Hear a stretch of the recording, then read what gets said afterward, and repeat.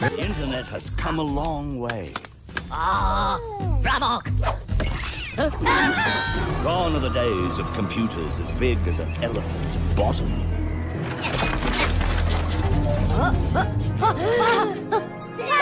And the 5-day wait for dial-up. Not to mention that...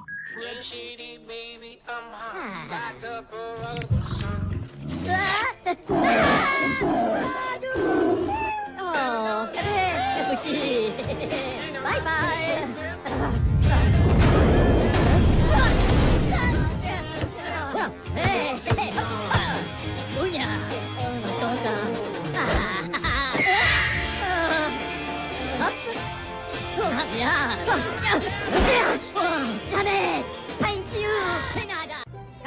Salut les mignons, envie de vous faire un ciné? Si. Oh, la nouvelle carte de fidélité des cinémas Gaumont Pâté. Macalo. À chaque séance, vous cumulez des points et pour tous les films, les drames, les comédies, les...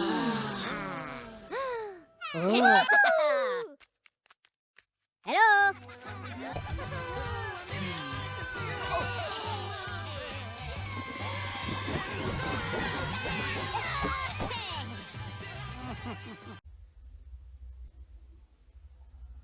Já estamos no ar?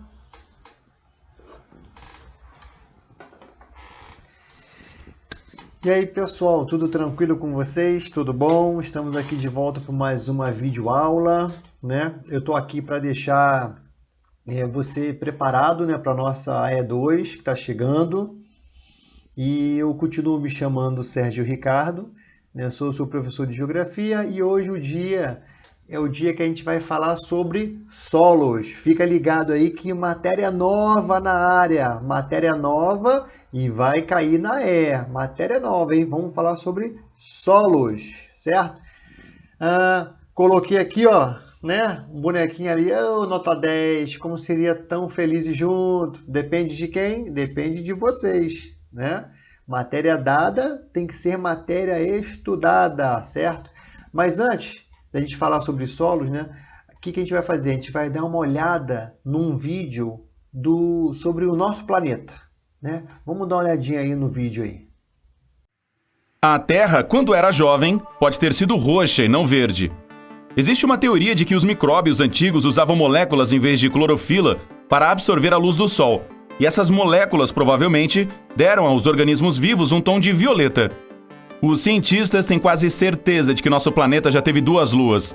Uma delas era minúscula, não passava de 1.207 quilômetros de diâmetro. Infelizmente, ela bateu em outra lua, que hoje é o satélite natural da Terra. Até recentemente, havia outro objeto orbitando nosso planeta. Era uma mini-lua temporária, chamada de 2020 CD3. Essa rocha espacial tinha menos de 1 metro de diâmetro e foi puxada para dentro da nossa órbita mais de 1 ano atrás. Os astrônomos acreditam que o objeto saiu da órbita da Terra em março. Todos os dias, entre 60 e 100 toneladas de poeira espacial caem na superfície do nosso planeta. Essas partículas cósmicas vêm em sua maioria dos cometas e geralmente são formadas por poeira e gelo. Quando o Sol transforma esse gelo em vapor, a poeira que fica acaba caindo na Terra. Se observar a Terra do espaço, você verá um planeta de oceanos azuis. Quase 70% de sua superfície é coberta por água, e a profundidade média deles é de 4.270 metros. Mas se fosse possível juntar toda essa água dentro de uma esfera, ela teria meros 1.400 quilômetros de diâmetro, que é praticamente a distância entre Belo Horizonte e Salvador. Isso considerando toda a água de mares, oceanos, rios, lagos, calotas polares, lençóis freáticos e até aquelas gotinhas que ficam na atmosfera. Todo o ar da Terra, sim, todos os 5.140 trilhões de toneladas, daria uma bola um pouco maior. A propósito, quanto mais longe da superfície, menos densa é a atmosfera.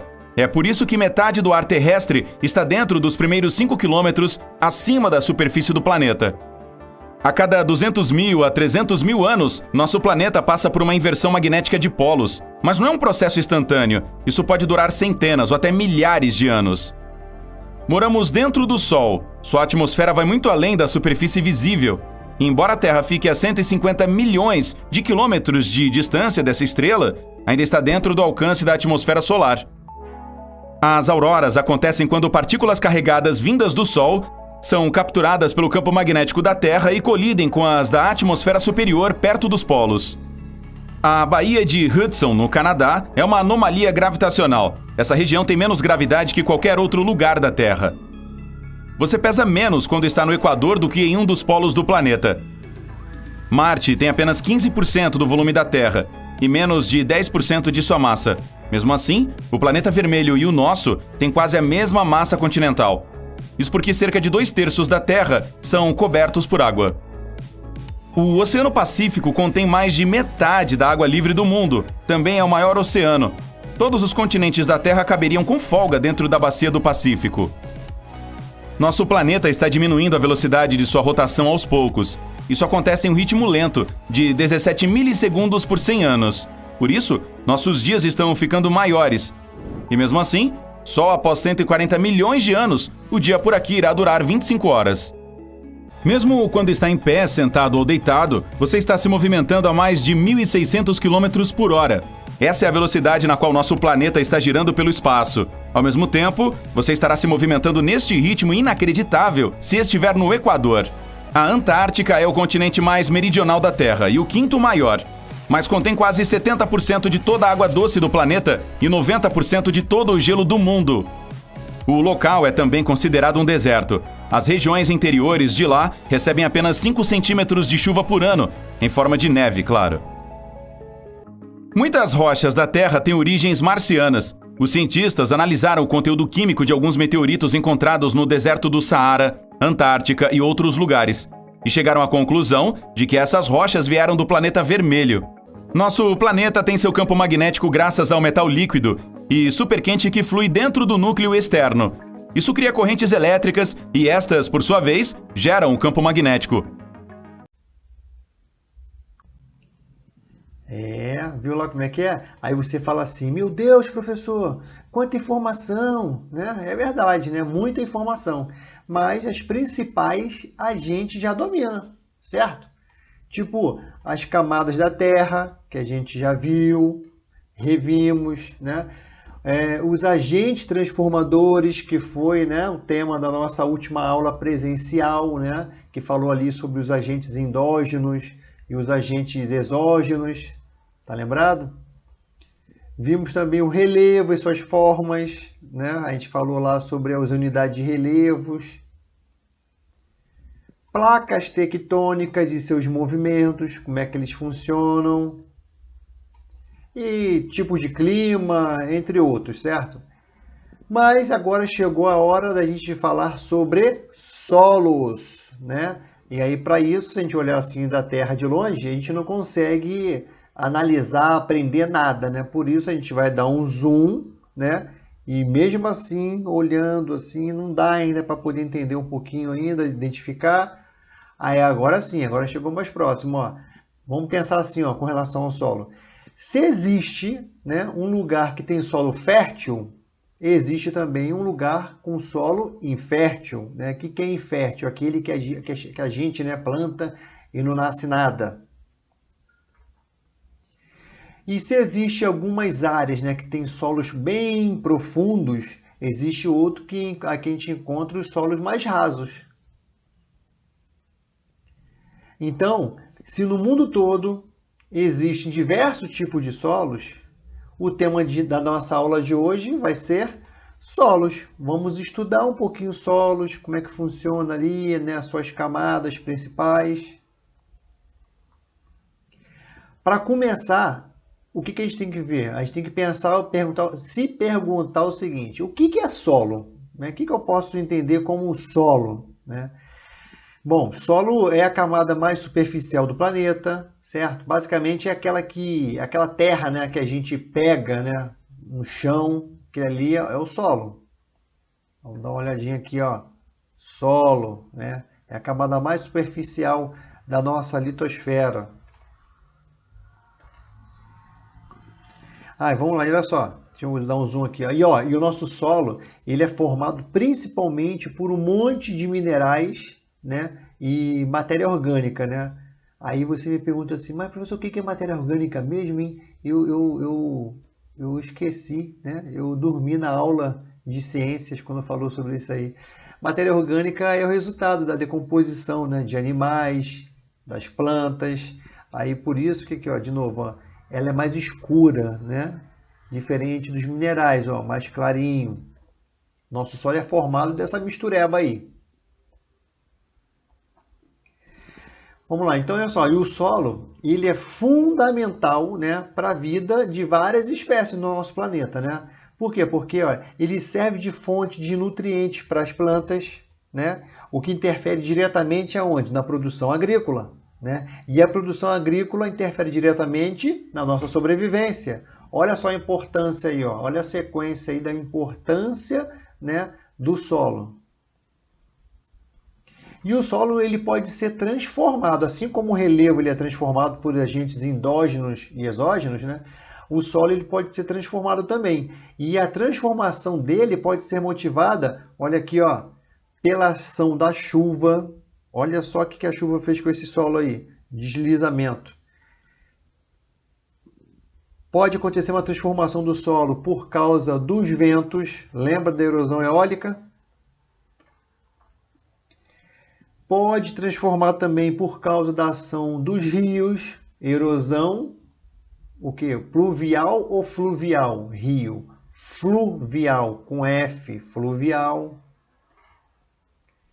Olha essa transformação aí, ó, dos solos aí, ó, que aconteceu por conta do asfaltamento, né? Deu uma isolada ali, ó, botaram uma camada de asfalto ali e deu uma transformada no nosso solo ali. E o que a gente vê mais no nosso dia a dia, né? O nosso solo sendo transformado pela construção de cidades. E a gente vê o nosso solo sendo transformado dia a dia. Beleza, agora que a gente já sabe que o solo se forma a partir da decomposição de rochas, né? Intemperismo, sedimento, né? Material orgânico, né? E sem o solo, toda a nossa paisagem, né, seria igual ao quê? Uma selva de pedra. Imagina só, olha só fragmentos, só sedimentos, né? E aí seria uma selva, né, de pedra, só pedra. Seria muito estranho. Agora, com relação ao solo, tem outro conceito muito importante, né, que é as camadas dos solos, né? E olha só, para a nossa prova. Camada dos solos em geografia são chamadas de horizontes, né? São chamadas de horizontes. E então, olhando para esse desenho aqui, a gente observa 4 desenhos que parece que são desenhos diferentes, mas se a gente for parar para pensar, né, numa panorama, né, numa visão geográfica, é o mesmo local, porém em épocas diferentes, né?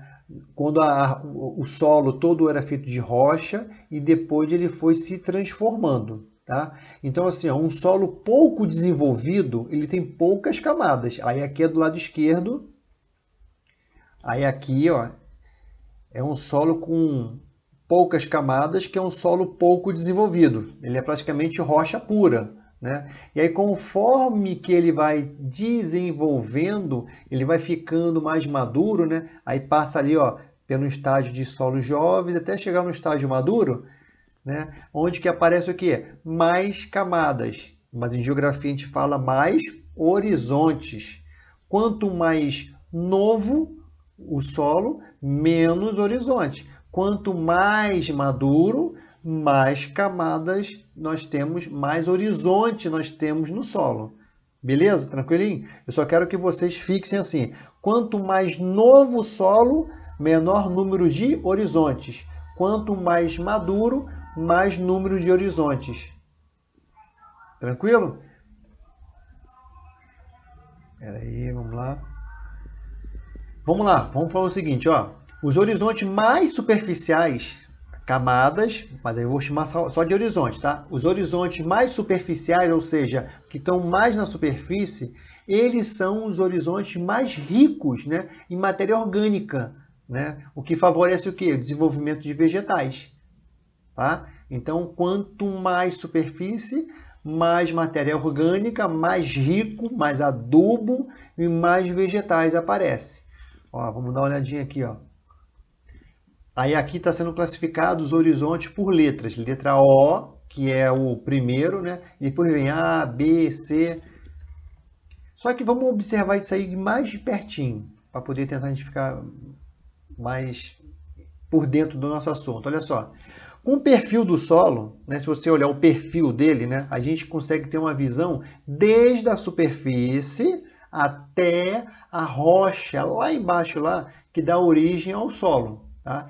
E essa observação desse perfil, ele serve para a gente identificar os horizontes do solo, ou seja, as camadas, tá? Mas aqui eu vou continuar chamando de horizonte, a gente consegue observar os horizontes. Aí eu queria observar com vocês, um por um, e as suas características, que são informações importantíssimas. Quando eu falo que é informação importante, o que você tem que fazer? As suas anotações para você depois estudar novamente. Vamos começar pelo começo. Vou dar um zoom aqui. Vamos falar pela primeira camada, ou seja, o primeiro horizonte. Já quero começar assim, ó. Nós temos o horizonte aqui, ó, A, B, C, D. Se eu falar assim, vamos começar pela primeira camada, pelo primeiro horizonte, qual que você chutaria aqui? De baixo para cima ou de cima para baixo? Se você observar aqui a sequência da letra, tudo bem que o O ele está depois de A, B, C, D, tá? Só que ele está vindo de cima para baixo. Então a primeira camada é a camada mais superficial, tá? Então aqui no caso aqui, a primeira camada, né, é o horizonte O, que é a camada superficial do solo, onde a gente pisa, né? E ele é rica em matéria orgânica, em micro-organismo, né? Resto de animais, de plantas, tá lembrado? Então, essa primeira camada aqui do horizonte O, tá? É a camada superficial e é onde que a gente pisa e é bem rica ela, tá? Ela é bem rica. E o horizonte A? Vamos dar um zoom? O horizonte A é o que a gente conhece, o que a gente conhece, não, o horizonte A é a camada que está logo abaixo, né, do horizonte O. Né? É uma camada mineral, né, que tem um acúmulo ali de material orgânico e ele também é bem fértil. Tá? E aí tem um detalhe importante aí. Essa segunda camada aí, que é o horizonte A, que está logo abaixo da superfície, é a camada mais escura do que as demais. Apesar que o desenho aqui está parecendo como se fosse o horizonte O, tá? Mas isso aqui é só ilustrativo.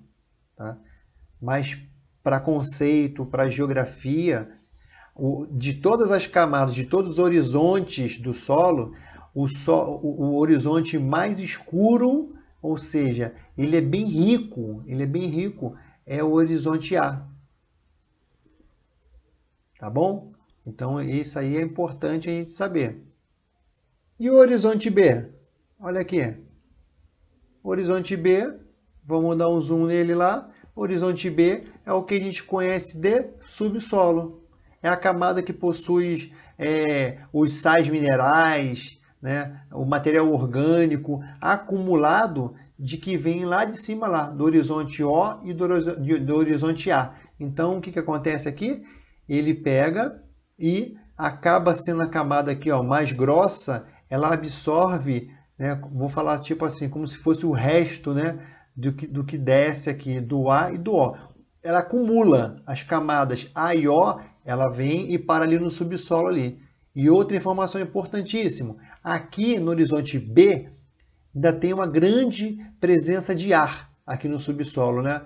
Parece que assim, pô, estou debaixo da terra, então não tem oxigênio nenhum. Tem bastante ar aqui, ó. Tá? Inclusive, essa camada aqui é onde que tem a maior quantidade de presença de ar de todas as camadas aqui do nosso solo, tá? Que é o horizonte B, beleza? E o C? E o horizonte C? Zoom, ó, horizonte C, ele é o primeiro estágio da decomposição da rocha matriz. O que isso quer dizer? É que a rocha matriz, quando ela começa a se quebrar, ela sobe e fica ali, ó, no horizonte C fica ali o quê? As rochas fragmentadas. Ela está começando a virar um solo no horizonte C. E no horizonte D, o que a gente tem aqui? É a nossa rocha matriz. É onde que a rocha não foi alterada, né? É onde que tudo começa de baixo para cima, porém é a última camada, é o último horizonte do nosso solo, tá bom? Então, só para recapitular, né? Nós temos vários horizontes. O primeiro horizonte, a primeira camada é o horizonte O, tá? E o último é o horizonte D, onde começa ali as rochas matrizes. Tranquilo? Belezinha? Agora o seguinte, agora para a gente ter mais uma noçãozinha da importância do nosso solo e de como é importante a gente cuidar dele, eu quero assistir junto com vocês mais um vídeo. Pessoal aí, ó, prestando atenção. Não enxergamos. Andamos por cima dele, o pisamos todos os dias. Mas, na verdade, nós precisamos dele, como o ar que respiramos. Já chegou a hora de conversar sobre o solo e já é a hora de proteger o solo.